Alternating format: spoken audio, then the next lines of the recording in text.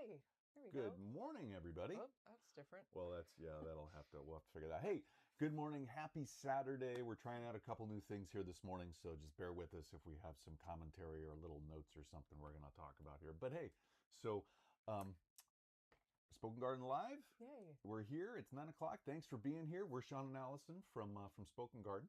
Yeah, we're so happy you're here with us. Happy Saturday, second Saturday of the new year. Yeah. And so what YouTube has a new thing where we can go live, but we can also stream to the Shorts feed, but it's kind of looking a little wonky. So if you're joining us from the Shorts feed, thank you for being here. Yes.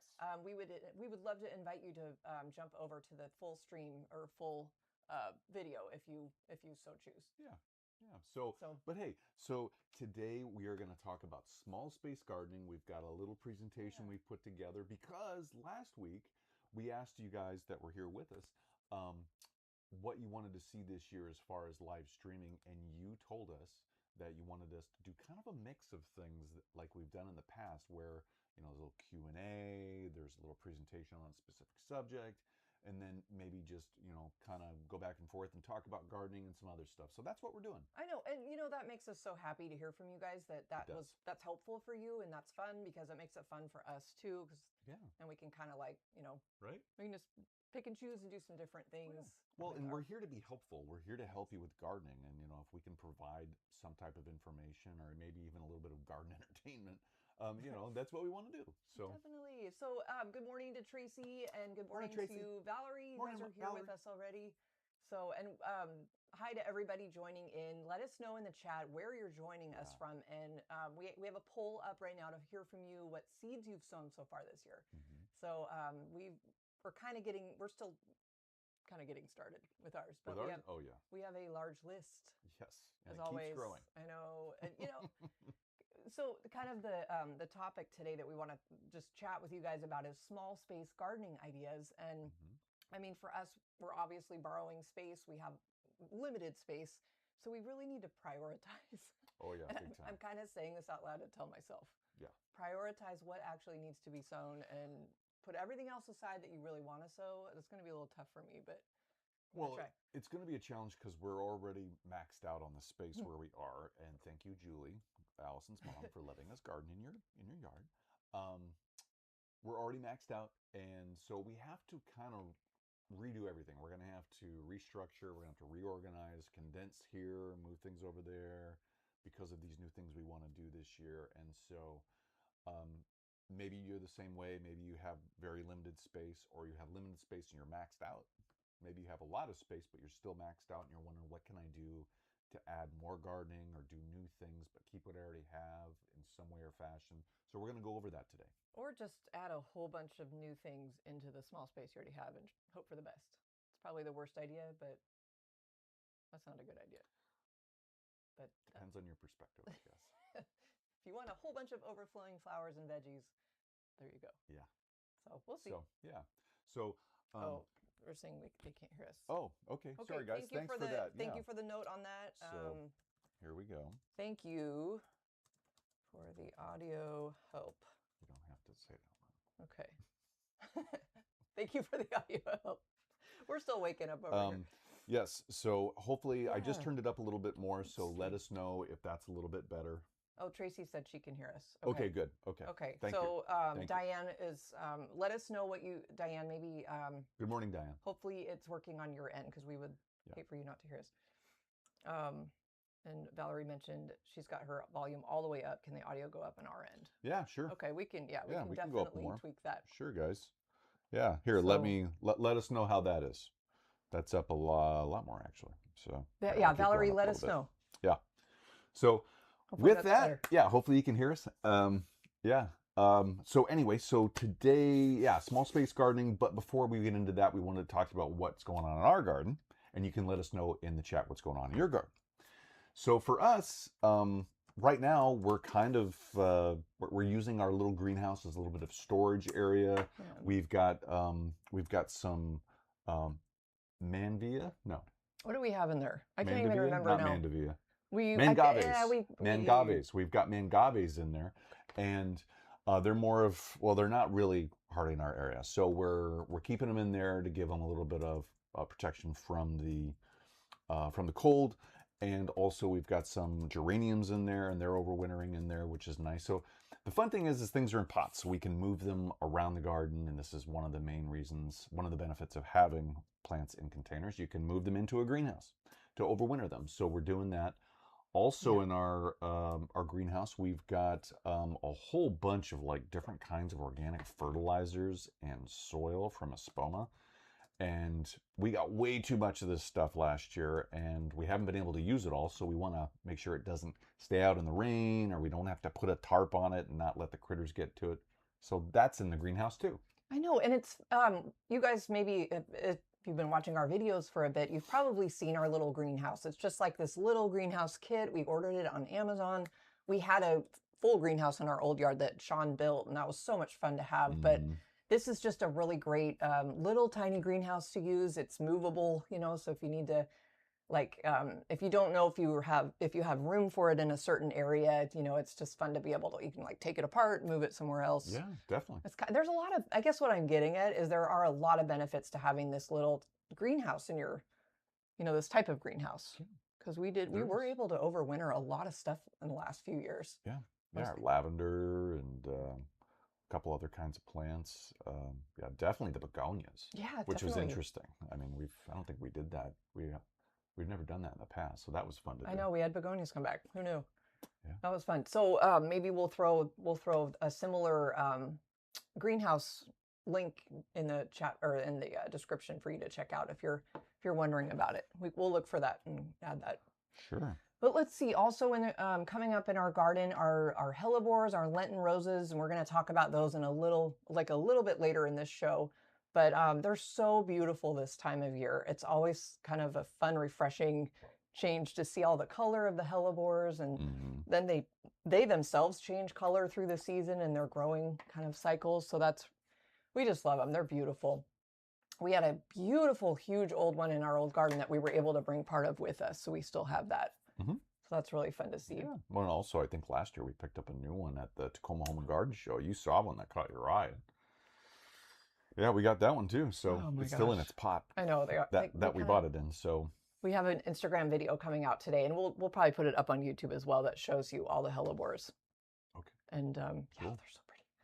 I love them. Good. Yeah. What else is going on in our garden? So not this stuff. It's up here. So we make notes because we can't remember everything. So the hellebores, the greenhouse. I mean, we've cut back some perennials. We still need to cut back like the coreopsis and a couple Shasta daisies, a couple perennials that still need some TLC. But yeah, we've gotten the salvia, the veronica. Our gladiolas are still green. Yeah, they are. I know. They still have green stems and some green leaves, so they're not fully dormant yet. So we're kind of waiting for them to go dormant before we give them the old cut.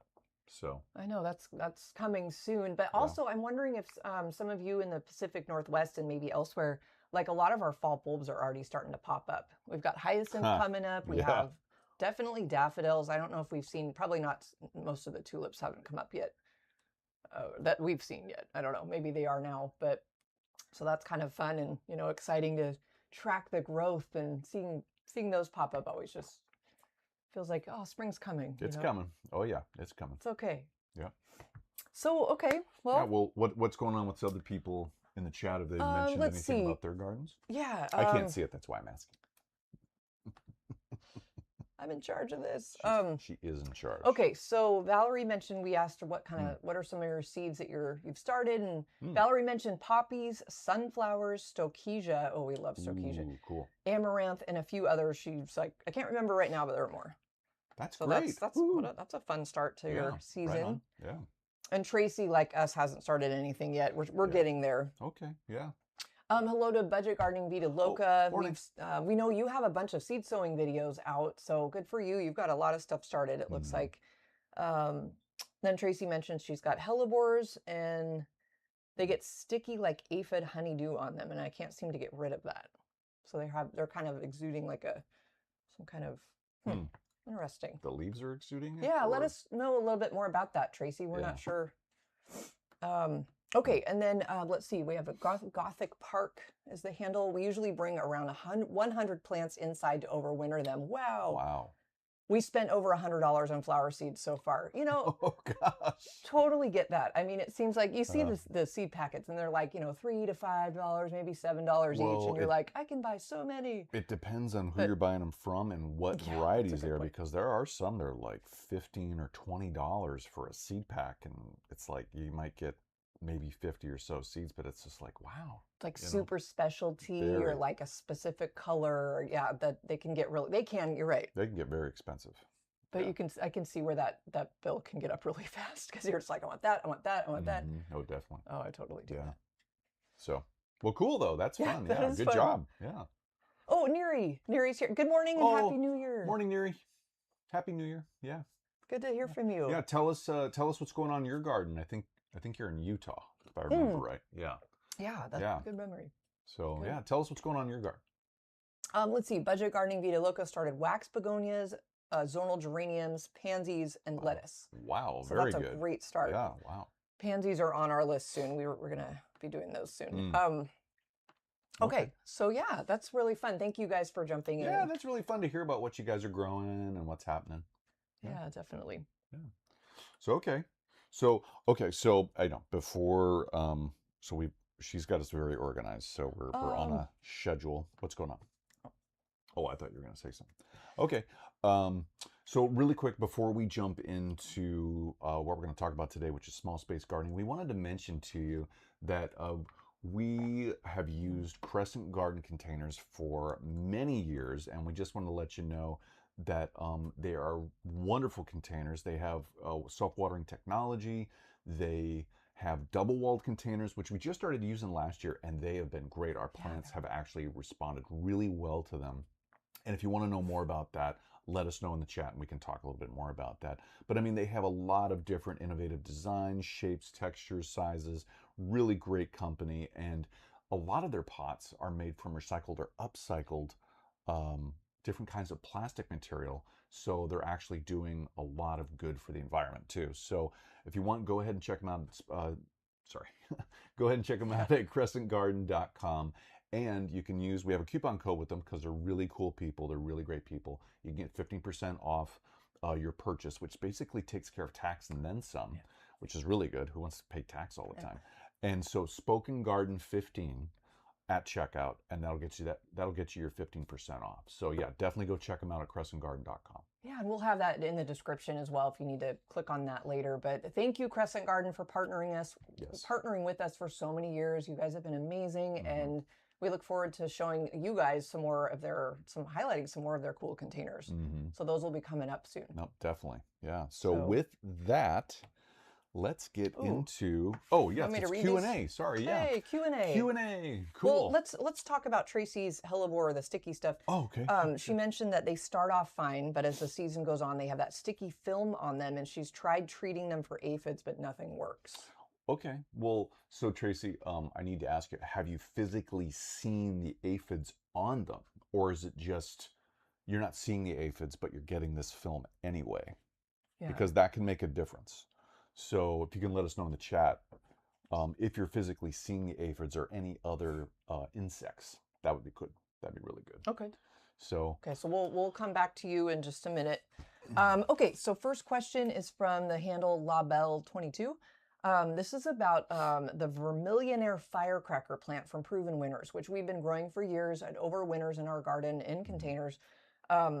Normally it's 8A to 11B is the zoning on that specific plant, but it is a Kupfia hybrid. And this question came from the plant chat we did a number of years ago on Vermillionaire. So it was Vermillionaire Plant Care and Plant Chat. So if you wanted to check that out too, that's where this came from. That's a fun one.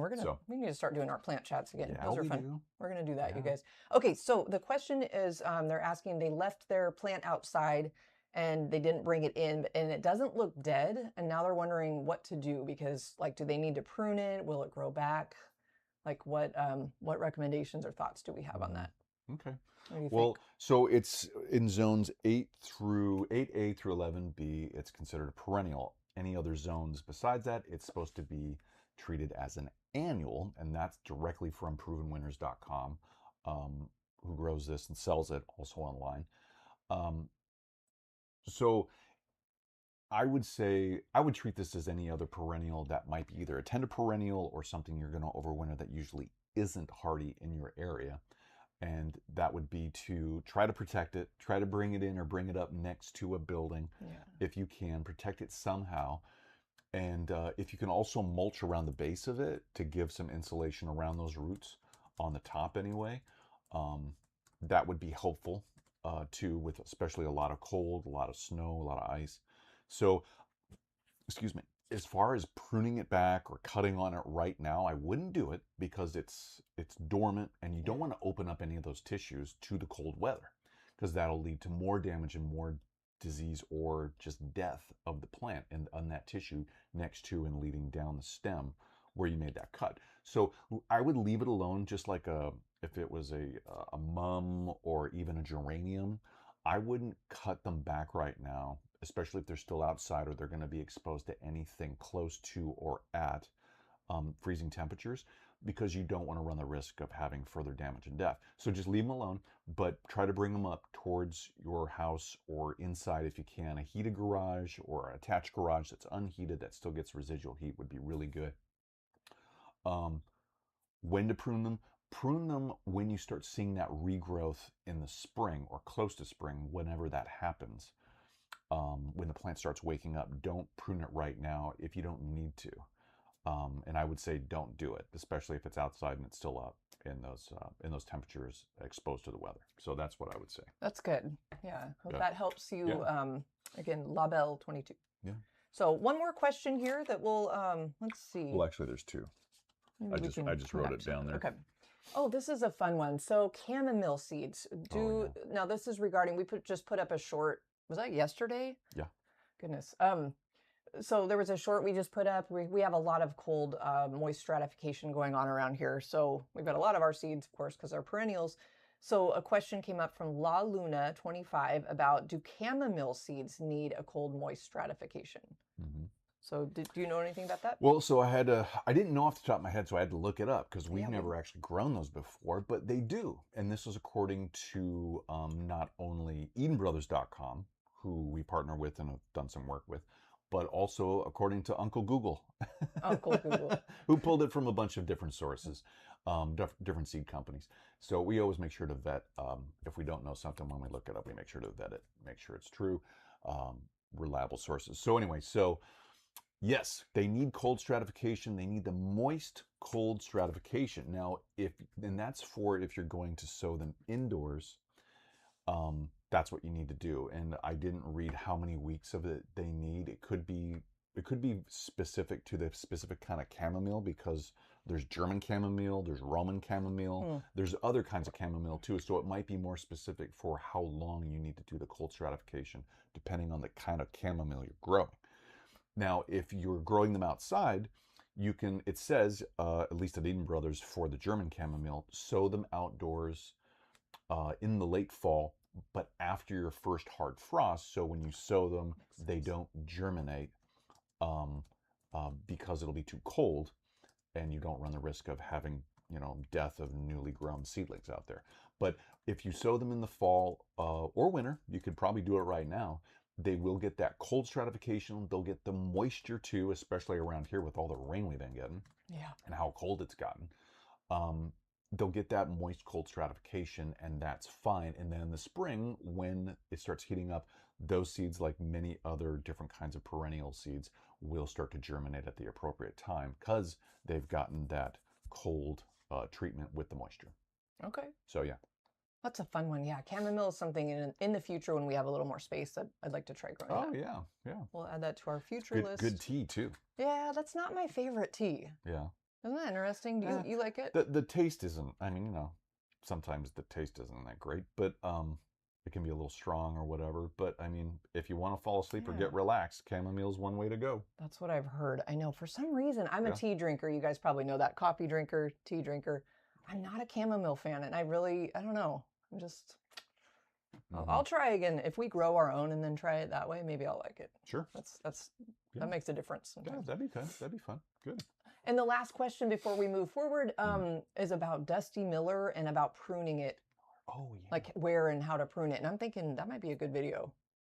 Because we have Dusty Miller kind of everywhere. It kind of... We've randomly done different things with Dusty Miller over the years, especially on video, but a lot off video. And this time of year, you wouldn't want to do it because it's probably too cold. I would say it's too cold. You don't expose that newly cut tissue to the cold temperatures, freezing temperatures, and any moisture, because that can lead to other issues or death. But wait till the spring, until it's, when it starts growing, you start seeing that active growth, new buds are forming, all these different things. Not only because of you don't want to expose the new tissue that you just cut to the cold temperature, but also you want to see where the plant's growing actively. You want to see where it's robust. You want to see where those buds are breaking. And what is it? Dusty Miller, it can start growing off of advantageous or old buds if you really prune it really hard. And when I say old buds, basically, you've got your stem and it might be older growth. It might even get woody. We have some that are actually woody at the base because they're perennials and they've overwintered really well. And we've had some mild winters where they haven't died back so much. So they get woody at the base. But even if you get down on the woodier tissue, there's old leaf axils down there on that older tissue. You can see where the lines are at on, like, this is their stem. You can see that line there on the stem. And that's where an old leaf actually came off. And that's where, when it was younger. And so right on top of that line, there should be a dormant bud. Most plants are set up this way. Wherever there's a leaf axil and the leaf comes off from the stem, there's a bud there. So Dusty Millers are built this way. So what you can do is if you see a lot of growth below there, you can cut right above that new growth that's coming out in the spring. And it's going to depend on where you live too. So even in February or the end of this month, January, you might see some new growth depending, if you live in some of the southern states or it's just been really warm. So once you start seeing that growth, do your cutting, but do it so it's above those buds that are growing, that actively growing piece. Now, if you're not seeing any down below there where you want to cut the plant because you want to possibly reform it, regrow it, kind of reestablish it in a way, you can always cut down there and see what happens. It's a little risky though, because sometimes the plants aren't as healthy as you might want them to be, and they might not react with that bud just below that cut then actively growing. But if you're not really worried about it and you just want to see if it'll do it, then make that cut. But otherwise use regular pruning practices on your Dusty Miller, where you're either thinning, using mostly thinning cuts because they get so bushy, but you can do definitely heading cuts if need be, or deadheading from old flowers from the year past. Oh yeah, we probably have some of those to do. But yeah, so it would be fun to make a video about that. Yeah, we will. It makes me wonder how, how many of you guys, are you guys Dusty Miller fans, or are you kind of like, eh? Because we've met people that are just like, Dusty Millers are stupid. We don't like them. Yeah, we've met people. Really I've met people over the years that think Dusty Millers are just dirty and they're just, there's nothing really to them. They're not exciting enough. And it's like, okay, No, I totally get it. Like a lot of times, like if you buy a container kind of, like one of those pre-made beautiful kind of little container pots, like at Home Depot or somewhere, they always throw Dusty Miller in it. They also always throw like Dracaenas in it, false Dracaenas in those. Yeah, they're good filler plants. The Dusty Millers are good filler plants. And a lot of people don't realize here in the Northwest, they thrive. They love our climate here. At least on the west side of the state. West side. The other side of the state, maybe not so much because it gets so cold.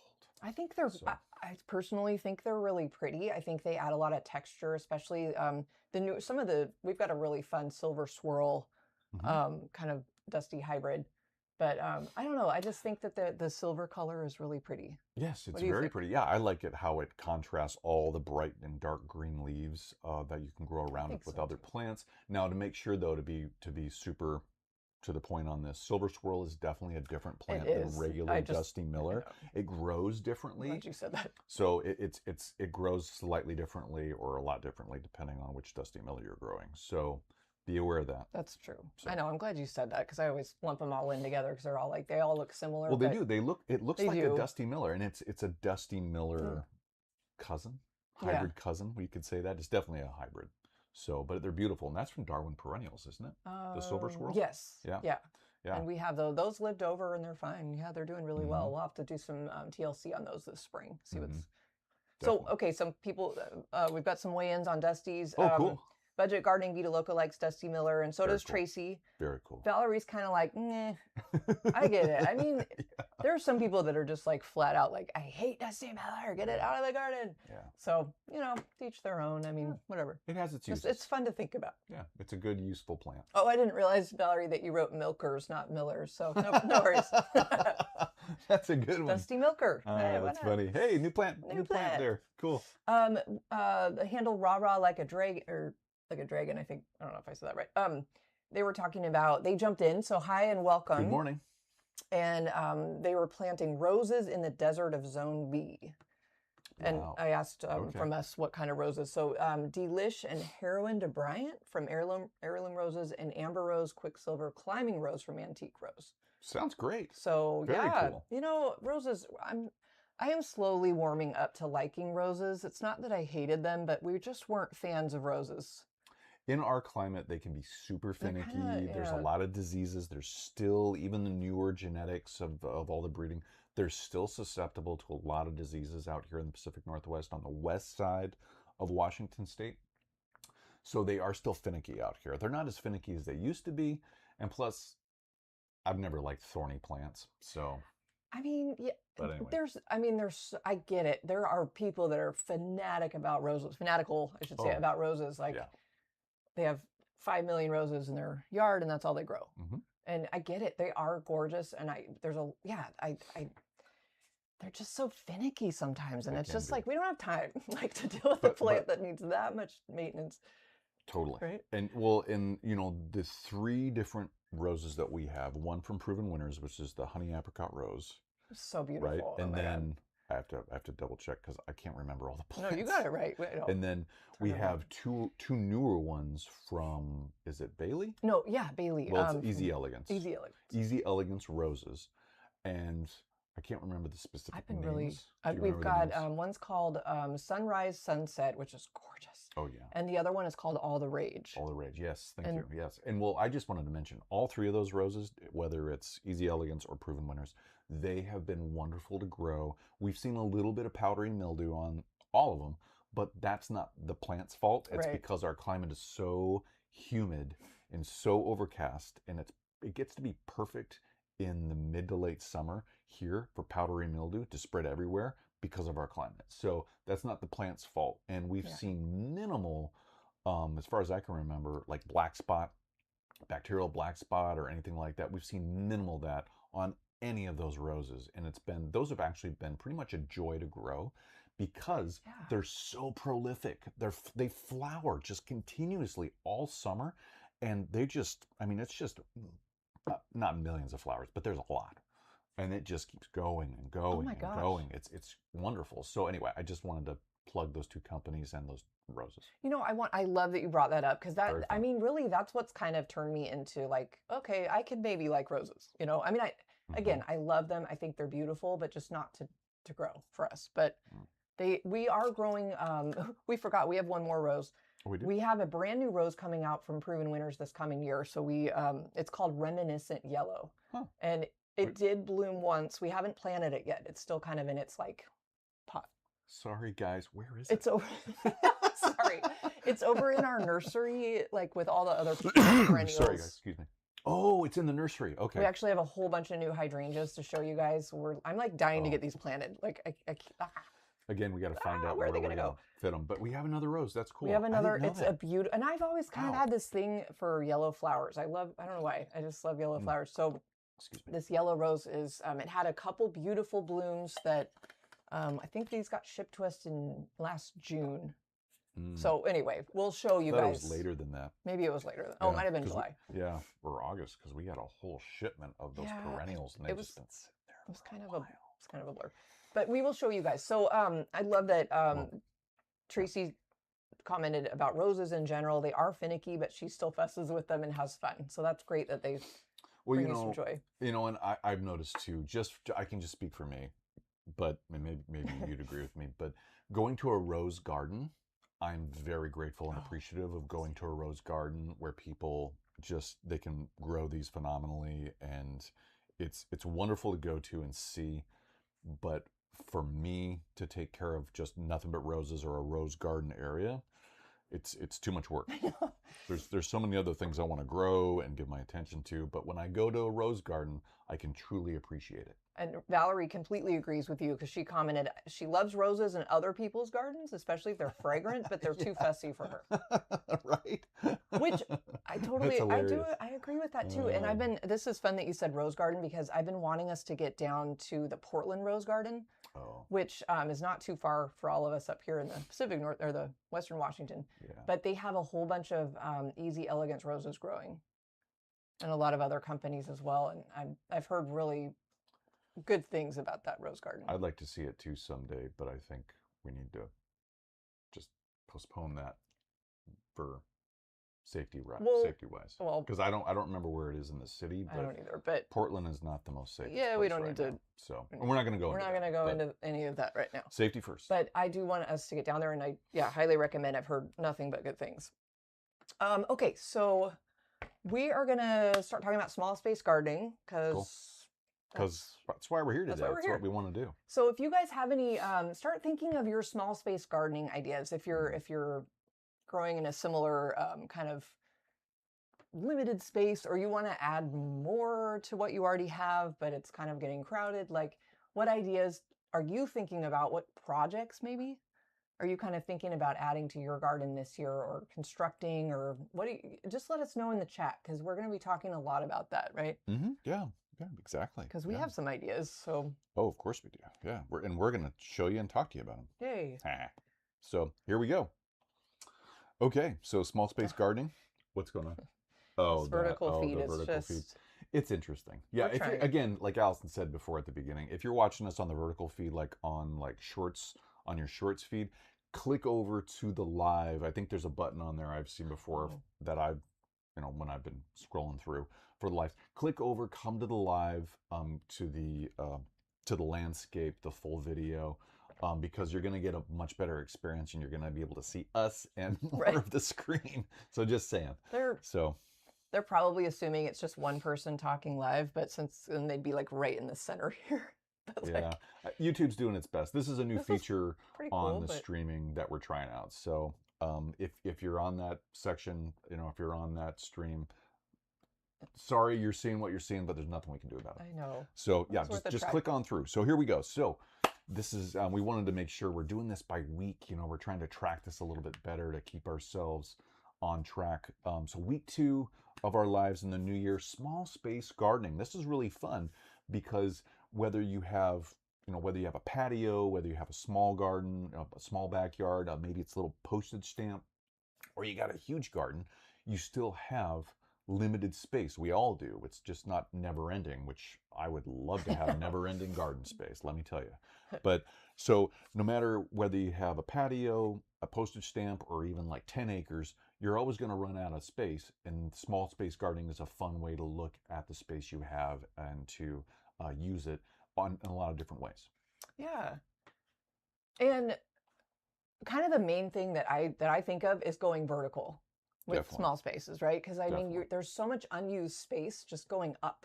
So it's fun to think, this is kind of where we wanted to start, kind of just idea generating with you guys, and hear some of your ideas as well about just like, how are you going vertical in your garden, or how do you want to?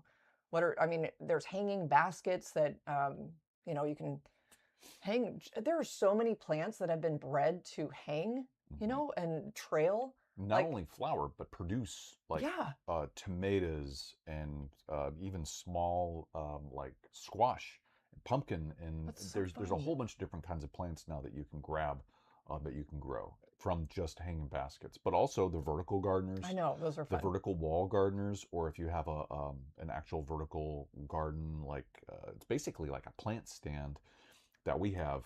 And there's a bunch of different companies that make them. Ours is from Garai. They sent us this a couple of years ago. We still use it. And this year that's something I'm going to be using for more vegetable food production. We're going to see how that goes. That's fun. I love that idea. And then there's also like the obelisk, or even a trellis, or something to have plants grow up on. So hang down, grow on, grow up. There's a lot of different ways you can vertical garden. I know, and I love thinking. There's we with that Garai company. I always say their name wrong. They also sent us like this cool little window box thing. It's like a we're gonna have to find it. I think I know where most of the parts are, but we haven't used it in a few years. But it's like this window box. It's like a hanging thing that has like 4 little trough things on it. I don't know if we brought that from the old house. We'll have to. We may or may not have it. I don't know if we did. But creating that and using that as some kind of, you know, you could mix veggies and flowers together in these different things. You can do. I've seen some really fun old like people repurposing. I mean, you can do a lot with. You know, we've talked about this before, like pallet gardening. That was a big thing during COVID. Yeah. But there's still so many applications of those. So you can get pallets everywhere. I mean, people give them away. Yes. So I think we probably have a few laying around. You can do a lot with those. We do, yeah, and it's very easy to modify those really quickly. Add a couple pieces to the bottom. If you stand it up, you can just add a couple wood pieces to the bottom of each section, and maybe if you need a backing too. But it doesn't take much modification, and you've got basically a vertical wall planter, a vertical planter. So yeah, it's really fun. So moving on, there's some ideas here on the screen to give you an idea what we're talking about. But yeah, so now there's more vertical ideas, and these are fun. I really like seeing all these different ways to do this. So there's your palette. There's your palette. I know, and I think that's so cute how they just made it like they probably just somehow attached that little chalkboard looking thing to it, and you can just change it out as you change the plants. So that's a fun little creative. Well, for something like that too, they make it. I've seen it before where you use a special paint. Oh, that's right. Just put the paint up there, and it becomes that texture, and then you can write all over it with chalk. That's super fun. You know, I don't know how long that would last though. I feel like one rainstorm and all the chalk will just roll off. Oh, maybe. I don't know. Depends on where it is. Yeah. And where you place it. Yeah. That's so true. Yeah. But that's a really fun idea. Yeah. That reminds me that I'm trying to, maybe you guys have some good ideas. I'm trying to figure out some new plant tag ideas for us for out in the garden, because we've tried so many different types of plant tags and they just don't last. Plastic ones don't really last. We need something new for our dahlias. So that's a later discussion, I suppose. Do you like plant tags that are possibly colored? I don't really like blue, green, pink, I really yellow, don't care, orange. I guess, if they're colored. Oh, okay. I think I know where you're going with this. All right, well, see what you can do. Okay, cool. All right, yeah. Maybe well, they have to be writable too, so we have to figure that out. Yeah, they need to be like flat, right? And yeah, well, we can, we 3D print. If you don't know, we 3D print our own seed sowing tool and seedling transplanting tool. And I'm just thinking, why don't we we have 5 different colors. Why don't we make plant tags with those too, with the 3D printers? We have white too. We do have white, and we need to use it up. Oh, otherwise, we're just wasting it. So there you go. Stay tuned, you guys. So maybe if you guys we'll make might our own be plant tags. interested in that, tell us. We'd love to test it out, and we'll send these to you if you want to. We'll just send them to you, like Valerie, Tracy. You guys are close by. Vita Loca, I mean, we'll send them to you. Right. Yeah. Well, let's see what we can. Let's see what we can come up with first, right? I'm sure you'll come up with a really good solution. Okay, sorry, total tangent. So, okay. So, anyway, back to vertical gardening. Vertical gardening. So, the gutters that people use, have you guys seen those where they take like old gutters and they, you just poke holes in the bottom and there's so many creative things you can do with those. Oh, yeah. That's kind of what that reminds me of, that top right picture with the lettuce. Some kind of guttery. Gutter? What is it? I think that's actually like pipe, and they probably they cut into the pipe probably with circular holes with a drill, and then it is hydroponic growing though. I would assume it's hydroponic growing with the with the pipe coming in and out. The upper left hand corner one reminds me of the gutter system of using like house gutters. Okay. For your plants, and it's a wicking up watering system basically, where they water from the bottom up, and it looks like they set plants up there with their own in their own pots, which super easy. Yeah, anybody could do that. Yeah. Excuse me. We've got some fun ideas here. Cool. Real quick, sorry, I diverted everybody talking about plant tags. So Tracy said that would be cool if you tried making some. Gothic Park, I'd love to know. We'd love to know where you're joining us from. Where do you garden? That'd be fun to find out. They use concrete blocks with 2x4s, wood shelves to put plants on for their terrace, about 5 shelves high. Mm-hmm. So 2x4s, and then those concrete blocks that we have all over the place too. Oh, good. Yeah, fun. Maybe, That gives me an idea. Last year we raised our hydrangeas up and made a hydrangea room, and maybe we can do some shelving. That was your idea. Which it's a really cool idea. I love that because I could see them all. You know, especially shelving. Maybe we could try some kind of like, not for the hydrangeas, but for some of our smaller pots that we have all over the place. Maybe we have some boards and stuff left over, I think. Or we can grab some. Yeah. You gave us a good idea, Gotham. That's Park. interesting. Thank you. Yeah, cool. Yeah. Make like like you guys did. Valerie is so creative. If you guys, I don't know if you guys all follow each other on Instagram, but we should try to figure that out sometime. But Valerie does a lot of really fun, creative projects out in her garden. And one of them, she does painted rocks she uses painted rocks as plant tags for her hostas. That's a great idea. What a great idea. Yeah, very cool. And then you're adding that into your garden as more texture and the shape of the rocks. Very cool. I know, that is cool. Wow. You know, speaking of Instagram, here's another diversion really quick. If you guys feel comfortable enough to do so, drop your Instagram handle in the chat here, and then you guys can all follow each other. Because we follow most of you already, but that way we can see each other's pictures and stuff. So that's fun. No, and we would love for you guys to follow us too, but most of you are. Definitely. And then Valerie mentioned she'd love to test your plant takes. So cool. Thanks, guys. We'll get them going. I'll start that today and see what I can come up with. Okay. So all right. So vertical ideas, lots of options. Shelving is another one that's really fun. So next, let's move on to raised beds. So thinking of small space gardens, right? Yes. And raised beds, getting things up off the ground and being really creative with your spaces. Yeah. There's so many benefits to raised beds. Probably a lot of you already have these, or you've thought about kind of adding them to your garden. There's all different kinds. There's different materials. Yeah, well, you can see in the upper right-hand corner, those are some beds that I made just out of literally it was 4x4 posts that I cut basically in half. They were treated, so that made it good to last a little bit longer. But the sides and the bottom, it's leftover wood from a couple of other projects at our old house, and those are 2x6s. Right. They're old 2x6s. I love those. And they're untreated. They're not cedar. They're just like a pine. No, not a pine. They're a fir. They're a fir mix. They were a fir, like alder type of hybrid wood mix that they sold at Home Depot. They were super cheap 2x6s, and we got them for something else. And this was leftover wood, so I made a project, and there you go.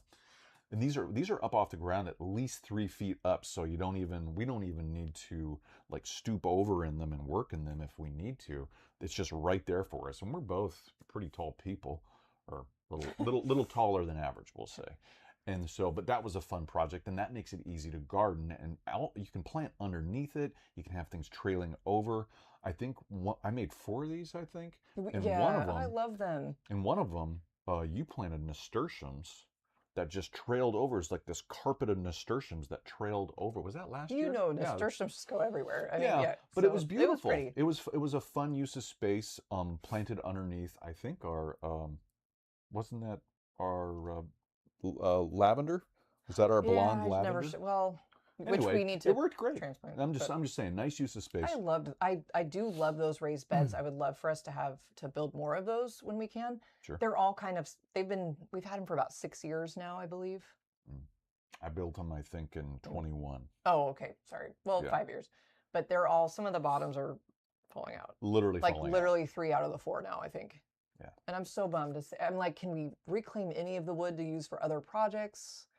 Possibly. We'll see. That could be a video. We need to save our lavender. We have a lavender that has been planted in one of those, and the bottom's falling out, so it's just falling. The lavender is huge. It is huge. That's probably why it is a monster. It is so big. Side stories. Okay, so upper left-hand corner, another raised bed idea is horse troughs, right? Horse troughs are easy. And so the only thing we had to do when we got our horse troughs, and this one was a 2 foot by 4 foot horse trough, we had to drill holes in the bottom to get the drainage because we just didn't want the water to sit there if the plants were taking it up. So that was it though. And they were so light and even filled up with plants and the soil, and it's super wet. They're easy to move around and slide on a level surface, of course. And so, but yeah, they made it real easy, and it was really fun to use that. It is. I love those. We're going to be, stay tuned, you guys. We're going to be adding some more kind of varieties of these and planting some new things in those. So stay tuned for that. But those are fun. I love having that. I think they're cute. I love the shape. Mm-hmm. We have a few of those around the yard. We have some bulbs in one of them. We have a bunch of perennials. We're going to transplant some stuff out of one of them. So that'll be a fun project to continue adding to and experimenting with. Definitely. And you can see on the two bottom pictures there, they're wood raised beds. And you can have them in different configuration. Oh, that's the composite. Oh, I love that. That's that composite board stuff. Oh, okay. Yeah, well, that's our old front yard. Oh, that is the concrete. Sorry, I thought that was composite. Yeah, no, those are cinder blocks. Yep. So cinder blocks just all over the place. That was fun. I would love to repeat that at our next. Sure, it's easy because I liked that look. It just and everything grew like gangbusters and all those things. They retained so much heat. Yep, I was just going to mention that. Yeah, those cinder blocks in that sunny area, they radiate the heat at night, and the tomato plants were monsters. Oh my gosh, they were huge. And so many tomatoes. Tomatillos everywhere. Oh yeah. If you guys watched any of our videos prior to 2022, we're all at our old house, so you'll see a lot of these old raised beds there. So that's fun. But let's see. Okay, so raised beds, there's lots of ways to amend them too, and that's what we really like about raised beds is you can extend your season. Yep. So that's something to think about. Adding. You'll most likely either you could create your own, or you could buy the supplies and just. Like in the middle picture, they're kind of like a hoop house type, setup. It's like a mini greenhouse or a cold frame, basically. But some people might also call them cloches. And some, so there's different sets out there. There's different companies that produce them. Some come with ends and it's completely enclosed, and some come with no ends, and you just figure it out, or you don't have those at all. So it's a little wind tunnel almost. But they do help in varying ways to definitely either start your plants early or extend the season past in the fall when you would normally clean everything up and they die back. So they work really well for a lot of different things too. But you can see too in the left-hand corner, those raised beds, they've got a landscape cloth over the top of them, and it's a darker color. It's pretty much a black landscape cloth. Not only does that help with keeping the weeds down, but it also retains heat, and that helps keep the soil a lot warmer than it normally would, and that helps a lot of the plants that you might see, like pepper plants or tomato plants, grow stronger, more robust, and bigger. Very true. So anyway, Okay, so and also small space gardening, thinking about containers. Yes. Oh, is that the cue for the next one? That's the cue. So this is something a lot of us already do, but how can you amend your space, or how can you utilize containers or even grow bags or fabric bags in different ways? How can you, we've grown pretty much everything in containers at this point. Yeah. All different seasons of the year, and grow bags as well. So you can, I don't know, do you want to add? Yeah, grow bags are very versatile. They really are. So not only for your perennials and annuals, but definitely for vegetables and some fruiting plants, but even bulbs. I mean, this is this our third or fourth year of growing dahlias in exclusively grow bags? I think this will be year 4. Wow. I think, yeah. And they love it. They get huge, even with that, it's a condensed space. The grow bags we have here, it's that second from the center to the left picture, and those are all dahlias starting to grow out of the grow bags. Those grow bags are 7-gallon grow bag sizes, or size. And they love it. They get huge. It doesn't matter if they're a dwarf species or a dinner plate or whatever. They get their normal size and they love it. We were kind of hoping, well, the first year they stayed a little more compact, our dahlias, and that was perfect. And then every year after that has been insane. Well, the first year though, when we did it, we didn't add any bulb tone. Oh, we didn't use bulb tone. That's a good point. We didn't add any biostrata or anything to that soil. So the soil was kind of more inert. There was some organic matter in there, but not much. And then in these next years that have come up, we've used pretty much the same soil, but we've also added in bulb tone right as we plant them. And then later on, if we need to, we'll mix in something else. But really, that's it. and these bulbs just take off, and they're robust, huge stems and stalks, and the flower, like the dinner plate, they are true dinner plate. They're not negatively impacted by that small growing root space. The flowers get huge. They do. And, you know, for those of you that have always wanted to grow dahlias or other, even gladiolus or any other type of bulbs or big flowers, like, and you maybe don't have the ground space or available, like we don't have, these work really well. And we've grown dahlias in containers too. Those grow very well in them as well. Oh yeah. But the grow bags are fun. We're going to be trying possibly a new company this year. So we'll keep you posted on that. Yeah. Different size, you know, kind of. Yeah, different size, slightly different material. Well, no, big time different material. Yeah, I'm excited. Yeah, we'll see how that goes. It's more of a recycled plastic kind of bag instead of a fabric bag. Yeah. Very cool. So, real quick, check in the chat here.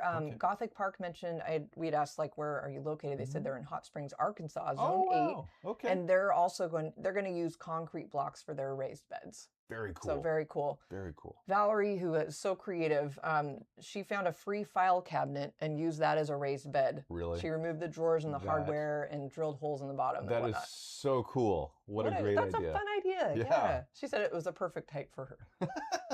So very cool. Good. What are you growing in it, Valerie? Yeah, we would love to know.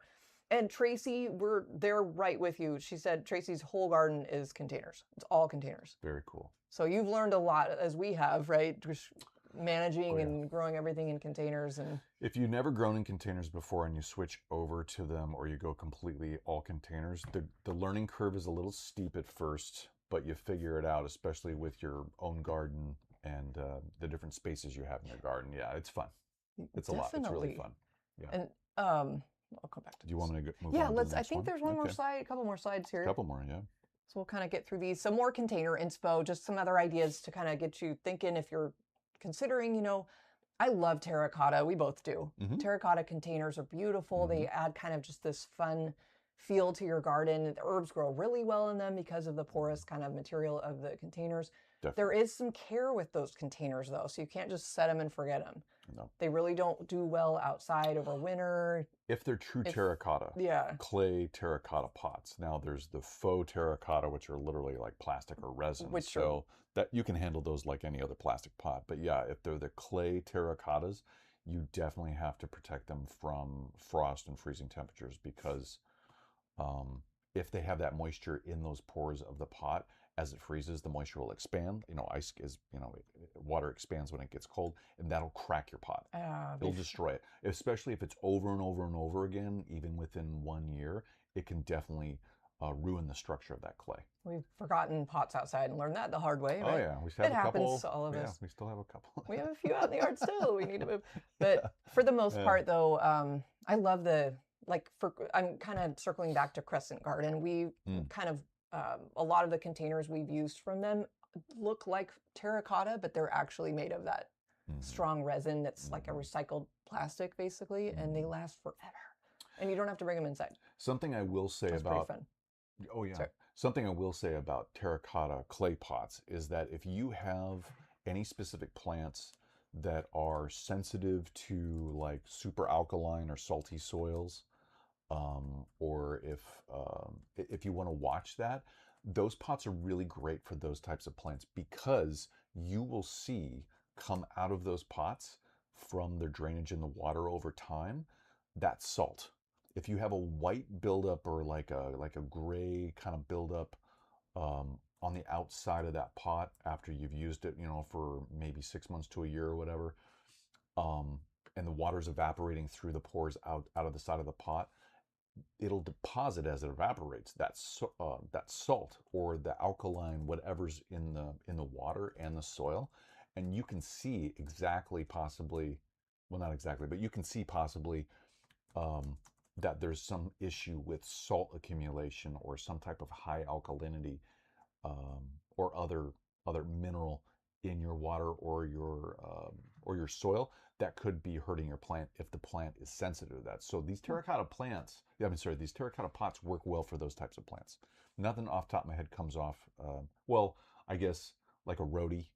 You don't want to see that on a rhodie container because they like more acidic, neutral acidic soils. But yeah, any type of plant like that, those terracotta pots are really cool for. Very cool. That's fun. Okay, Let's see. so moving forward, Moving forward. Valerie said she's growing raspberries in her file cabinet. Very cool. So I told her we like Wow. raspberry desserts. Yes, we do. We'll give you our address. Wow. You know That's what? fun. You know, I forgot we have a lot of plants to share with you. We're going to try to get through these a little faster probably than we meant to. So so thinking about compact or small space gardens, it's not just the actual structure or shape or size of your garden. It's also the plants you use, right? Yes. You can keep things more compact, which, you know, with any type of pruning, trimming, you know, cutting back, you can do that manually, or you can just try to have more compact or dwarf type plants. Yep. And there are so many fun ones that companies are breeding every year because so many people have, so many more people still are coming into the gardening scene and they don't have a yard or anything. They just have like a balcony or they have, you know, whatever. So they're breeding all of these things, like these tomatoes on the left or the far left there. Those are called Tiny Tim, and that's a seed that's grown or that's sold by Eden Brothers. And you can find there's a lot of other examples at different seed companies of tomatoes, but look how tiny and compact. It's just this little tomato plant. That's fun. Yeah, no, it's really cool. Well, and I like the point you made about, you know, you can always try and prune plants to keep them compact. But when you do that, you're opening, you know, you're stressing the plant out. You're possibly delaying flowering, and especially for like vegetable plants, you're delaying the fruiting of that plant too when you do that. Because you possibly are removing flower buds or actual flowers, and that's where your fruit comes from. So it makes a lot of sense if you have a small space garden or a small area to garden in to use more dwarf plants, so you're not cutting them as much, you're not stressing them out as much, and you're not delaying that fruiting and or even the flowering of that plant, so you can have what you want to have for either flowers or fruit or vegetables when you're supposed to have it, when you want it. So it just makes sense that way. Okay. A different way to think about it. Those are good tips. They are. Do you want to talk about the kitchen minis? Yes. So I'm glad you said that. Yeah, the kitchen minis are really fun, and this is through Burpee. You can go to burpee.com, and they have it's this whole series of different vegetables called kitchen minis, and they literally bred these and developed these so you can grow these not only outdoors but indoors. They're kitchen minis, so they can grow in your kitchen, on your kitchen windowsill. Super compact plants. They come as a whole kit if you want to buy that, or you can just get the seeds themselves. But with the kit, it comes with, you know, it has a pot, it has the seed, it has a little pellet for the soil. Once you water it, it expands, and you just put the seed in there, and it kind of just does its thing. It kind of takes care of itself. These kitchen minis are kind of a set it and forget it type of vegetable plants, and so it's really fun. And they're also bred to produce fruit fast under basically very low light conditions, unnatural light conditions too. So because they're inside, so they're not going to get all the sun, let's say, that they would get definitely outside, but they're still going to produce. And it's really fun to grow those. And we've actually were sent these like a year or so ago, and we haven't used them, and we want to, but now we've got this motivation to do all this small space gardening, so we're going to start doing that. But go to burpee.com, check those out. Kitchen minis. Very cool. You know what's fun too? They sell them at other places too. Oh, sure. Yeah, like Eden Brothers has them now. I think Park Seed has kitchen minis, so you can find them. They're spreading them around. Yeah, and they might actually be too on at like your Home Depots or your Lowe's or box stores. Maybe even where Burpee seeds are sold, like at your local nurseries. Yeah. Too. Yeah. And Tracy, you asked if you can grow them outside. Are you referring to the kitchen minis? Because you can. Yes. If it's the kitchen minis you're asking about, you definitely can grow them outside.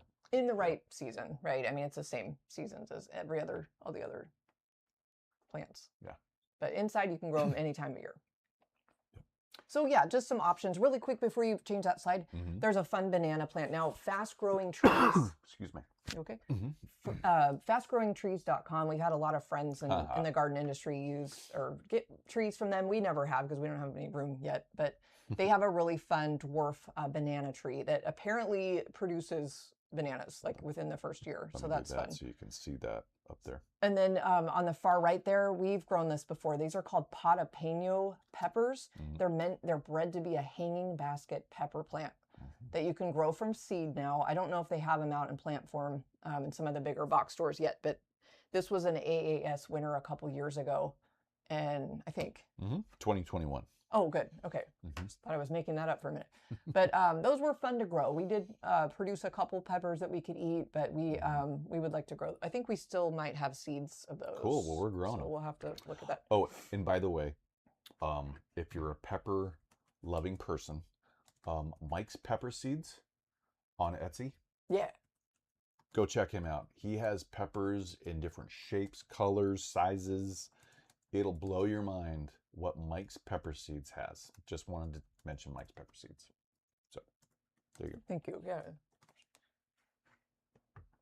Okay, so I'm working on it. We've got another couple, or at least one more plant slide. Probably I knew it was hydrangeas. I couldn't remember. I think there's one more too after that. We're obsessed with hydrangeas, if you don't know. So we love them. A lot of you out there do too. There are some new compact new compact hydrangeas that we're trialing, and there will be on the market this coming year.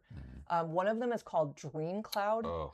And we're really impressed with Dream Cloud. It's beautiful. Now that's in the top left there. Don't be fooled. There is a panicle hydrangea behind it, so it almost looks like it's the same plant. It's not. So I apologize for that picture. Oh, don't worry. But Dream Cloud is just, it is a macrophylla, and it has really puffy white, just beautiful blooms that stood on very sturdy stems through a lot of weather. I was just going to say, right? we had a lot of this past year. We've had a lot of wind and rainstorms, and that thing has made it through all of them unscathed. Unfortunately, our second one did not make it. We had two, but at least the one, that was probably our bad for forgetting to transplant that on time. And then we have some of our older hydrangeas. All of our hydrangeas are in containers, of course. We have Firelight Tidbit in the top right. We highly recommend. That's a panicle hydrangea. So beautiful. Now, there is a new panicle hydrangea coming out from First Edition Shrubs and Trees. I'm trying to get our hands on one. It's called Spring Sizzle, and it's a panicle hydrangea that blooms in the spring. Ooh, that'd be cool. Right? Yeah, that'd be fun. It's an early blooming panicle, because if you're used to panicle hydrangeas, they're gorgeous, but you have to wait kind of all summer. It's kind of a mid to late summer bloomer. Yeah. So I'm like, a spring blooming panicle? Very cool. We need one. Sure. So we've got Pop Star on the bottom left. Highly recommend. That's a lace cap macrophylla. Lace, beautiful just color. And then we've got Pufferfish on the bottom right. And in the very center, and I didn't label these, that's why I'm saying all these. The very center, there's a fifth picture there, and that is another new hydrangea that we're going to be growing for you guys to show you, and that's called Stormproof, and that's from Proven Winners. Well, for the Pacific Northwest, that's definitely a good hydrangea to have, Stormproof, because we get a lot of storms here. I think that's going to do really well here, so stay tuned for that one. So very cool. Lots of options, okay? Beautiful. If you have any questions about hydrangeas, don't hesitate to ask or drop them in the chat or just anytime. Yeah. We love them. And so this is pretty much our last slide on the small space gardening, just showing you a couple different things up here, but also, other ideas when you're small space gardening. Sound it out, Sean. Companion planting, always a good idea. Always a good idea. And you can companion plant not only for pest and disease control, you can companion plant for bringing in more beneficial insects for pollinating. You can do it for weed control. There's a lot of different reasons to companion plant. So go ahead. Oh, okay. Another idea is square foot gardening, which is something we haven't really employed. We're familiar with all the practices and have probably kind of tried a little bit of it in the past, but there's like specific strategies. There's people that sell, in fact, we have a link for you of a lot of things that we've talked about, but so there, Square Foot Gardening. There's a Square Foot Gardening, awesome book. Yep. And there's tools that you can buy on Amazon that are literally a square foot. You put them down, and they have all the little seeds perfectly spaced out, and you just drop everything in. So that's kind of fun. If you want to check that out, that's down in the description of this video is a link, and you can check that out. It's over on Amazon. So, but it makes sense too for the square foot gardening, for the small space gardening, because you're gardening per square foot, so you're really getting that production. You're being super efficient with each square foot. That's really fun, I think. I think so too. And another, you guys, really quick, that QR code that's on your screen there, if you want to click that, that'll take you right to our Amazon shopping page that we created for you. It's like a board. What do they call those? It's like a curated I don't know. product list, I guess. Shopping list. Yeah. But that there are a like lot of these products. If you're curious or want to find something similar, then we've got them all kind of curated for you. So that QR code will take you to our Amazon shop. Very cool. Okay. Very cool. Yep. And I think, next up is Lent and Rose. So that was, let me unclick that. So that's pretty much all we really wanted to present to you today for small space gardening. Hopefully we gave you some ideas, little inspo. Really cool to hear some of your guys' small space gardening going already on in your garden with the file cabinet, as you know. That's a really great use of that. That is really fun. Really cool, Valerie. So yeah, I love, so as we're wrapping that up, yeah, if you have any other ideas or, questions or just, I don't know, just general comments, drop them in the chat, or definitely if you're watching the replay, please drop them in the comments, because we would love to hear your ideas and anything that you're doing or trying new this year. That'd be really fun. Very fun. Really fun to hear about. Yeah. So do you want to set up the next thing? Yeah, I was just going to ask you, do you want to do that right now? We're kind of over on our time. Yeah, we could pop it over to next week. Let's pop it over to next week. Okay. We had another little segment we were going to do, but we talked too long, so that's okay. Really quick, though. Really quick. We wanted to mention we have deals. We partner with different companies that we've been blessed to be able to work with for many years, and a couple of them are here up on the screen here. Definitely Crescent Garden, definitely Vego Gardening, and you can see because we get to partner with them, there's deals that we can offer you guys. And specifically, we already talked about at the beginning of the live, or close to the beginning, that 15% off for Crescent Garden containers, crescentgarden.com, and then also Vego Gardening. It's a $10 off coupon code, and $10 off is better than no dollars off. And they have a lot of great products. It's really fun to see the variety of products at vegogardening.com or vegogarden.com. And I was actually blown away about how many different things they literally offer. I really didn't know they offered so much. So if you get a chance, go check them out. They're really fun to work with. Things ship really fast. And so, yeah, just wanted to mention that.